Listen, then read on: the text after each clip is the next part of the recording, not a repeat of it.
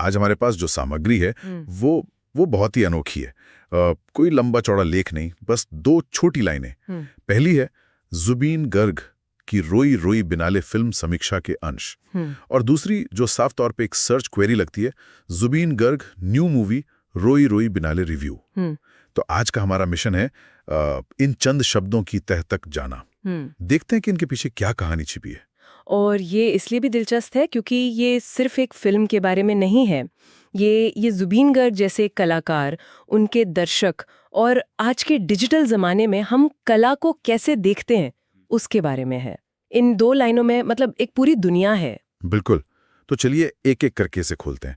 सबसे पहले तो नाम ही है जुबीन गर्ग। ये सिर्फ एक कलाकार का नाम नहीं है ना, खासकर असम और पूर्वोत्तर भारत के संदर्भ में। वहां तो ये नाम एक पहचान है। सही कहा आपने। वो एक गायक है, संगीतकार, अभिनेता, निर्देशक, मतलब एक तरह से एक पूरी पीढ़ी की आवाज है। उनका काम सिर्फ मनोरंजन नहीं होता, अक्सर उसमें एक सामाजिक टिप्पणी भी होती है। इसलिए जब उनकी कोई नई फिल्म आती है तो वो बस एक फिल्म नहीं होती, वो एक सांस्कृतिक घटना बन जाती है। हाँ, लोगों को इंतजार होता है, उम्मीदें होती हैं और बहस भी होती है, और शायद इसीलिए उनकी फिल्म की समीक्षा इतनी अहम हो जाती है। बिल्कुल। और फिर फिल्म का नाम देखिए, रोई रोई बिनाले। ये असमी भाषा का शीर्षक है। रोई रोई का मतलब तो साफ है, रोते रोते। हाँ, ये नाम सुनते ही मन में एक भावुक, शायद दर्द भरी कहानी की तस्वीर बनती है। हो सकता है कोई ट्रैजिक लव स्टोरी हो या कोई गहरा सामाजिक मुद्दा। शीर्षक ही फिल्म का मिजाज तय कर रहा है एक तरह से। और यही तो क्षेत्रीय सिनेमा की खूबसूरती है। लेकिन यहाँ सबसे अहम शब्द है समीक्षा। ध्यान देने वाली बात यह है कि हमारे पास फिल्म नहीं है, उसकी कहानी नहीं है, बल्कि उस पर किसी और की राय है। हाँ, हमारा शुरुआती बिंदु ही किसी और का नजरिया है। हम सीधे कला से नहीं, बल्कि कला के बारे में की गई बात से जुड़ रहे हैं। बिल्कुल। और यहीं से बात उस दूसरी लाइन पर आती है जो शायद इस पूरी पड़ताल का दिल है। जुबीन गर्ग न्यू मूवी रोय रोय बिनाले रिव्यू।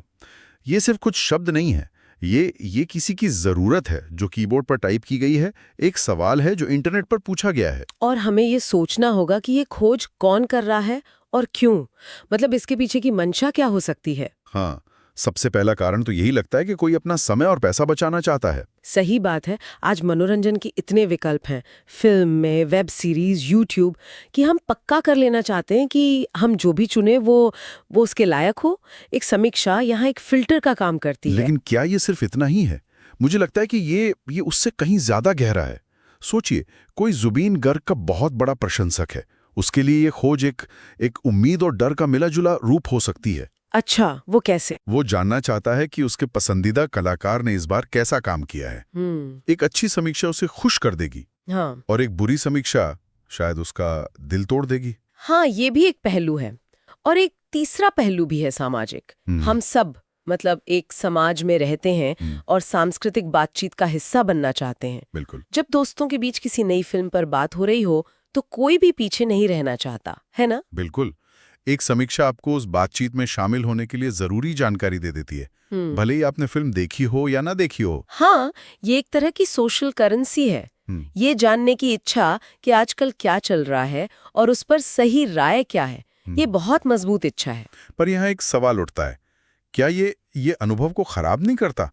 मान लीजिए मैंने फिल्म देखने से पहले ही पढ़ लिया कि उसका अंत बहुत खराब है, तो क्या मैं पूरे 2 घंटे बस उस खराब अंत का इंतजार नहीं करता रहूंगा? बीच का फर्क समझना जरूरी है।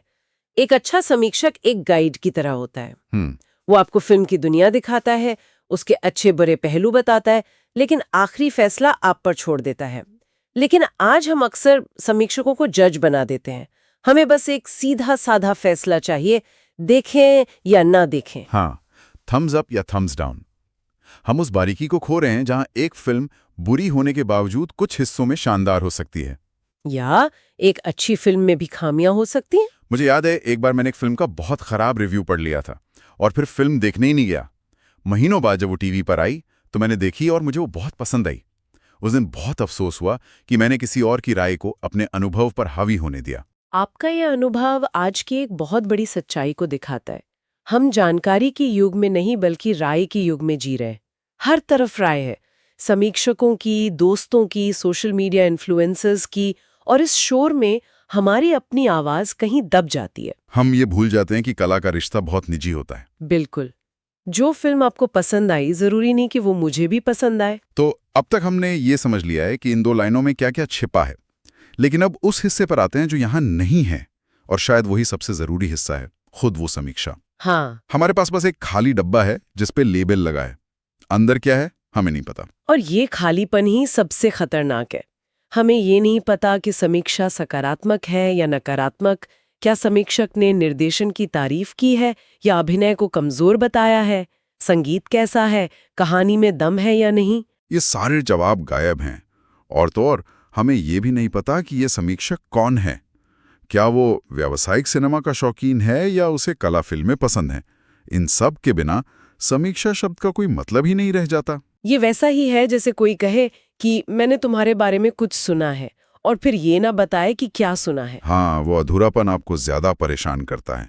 यहाँ भी वही हो रहा है। ये अधूरी जानकारी हमें अटकलें लगाने पर मजबूर करती है। हम खुद ही कहानी घड़ने लगते हैं। और यहीं से कहानी के बारे में कहानी का खेल शुरू होता है। कई बार फिल्म कैसी है ये बात उतनी जरूरी नहीं रह जाती जितनी ये बात कि लोग फिल्म के बारे में क्या कह रहे हैं। हाँ, एक दो खराब रिव्यू आते हैं और सोशल मीडिया पर एक हवा बन जाती है कि फिल्म बेकार है। फिर भले ही फिल्म अच्छी क्यों ना हो, लोग पहले से ही एक राय बनाकर थिएटर में जाते हैं। बिल्कुल, ये जो चर्चा है, ये जो बज़ है, ये खुद फिल्म से ज्यादा ताकतवर हो जाता है। तो खासतौर पर जुगिनबर्ग जैसे कलाकार के मामले में तो ये और भी ज्यादा होता होगा, जिनके समर्थक भी बहुत हैं और आलोचक भी। हाँ, एक खेमा तारीफ करेगा, दूसरा बुराई, और इन दोनों के बीच असल फिल्म कहीं खो जाती है। दर्शक तक फिल्म नहीं पहुंचती, उस फिल्म पर चल रहा घमासान पहुंचता है। तो इस सब का आखिर मतलब क्या निकलता है? हमने गूगल सर्च से शुरुआत की थी और अब हम कला, कलाकार और दर्शक के बदलते रिश्ते को समझने की कोशिश कर रहे हैं। इसका मतलब ये है कि जानकारी का एक छोटा सा टुकड़ा भी अपने अंदर पूरे समाज का अक्स ले होता है।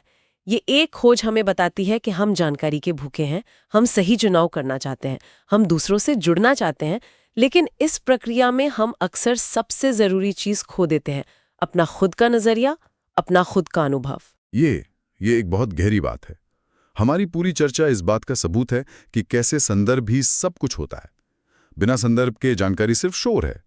हमारे पास जुबीन गर्ग, नई फिल्म, समीक्षा जैसे शब्द थे, लेकिन जब तक हमने इन्हें असम की संस्कृति और आज के डिजिटल व्यवहार के संदर्भ में नहीं रखा, ये सिर्फ बेमतलब के शब्द थे। और सुनने वालों के लिए यहाँ सोचने वाली बात यही है। अगली बार जब किसी फिल्म, किताब या संगीत के बारे में कोई रिव्यू पढ़ने जाएं, तो एक पल के लिए रुककर खुद से पूछें, मैं यहाँ क्या खोज रहा हूँ? क्या मैं जानकारी खोज रहा हूँ ताकि एक बेहतर फैसला ले सकूं, या मैं अपनी राय को किसी और से आउटसोर्स कर रहा हूँ?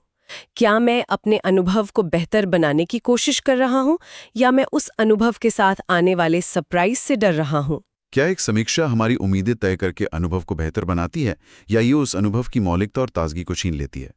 इसका कोई आसान जवाब नहीं है। शायद हर किसी के लिए इसका जवाब अलग होगा, लेकिन इस सवाल पर सोचना ही शायद पहला कदम है।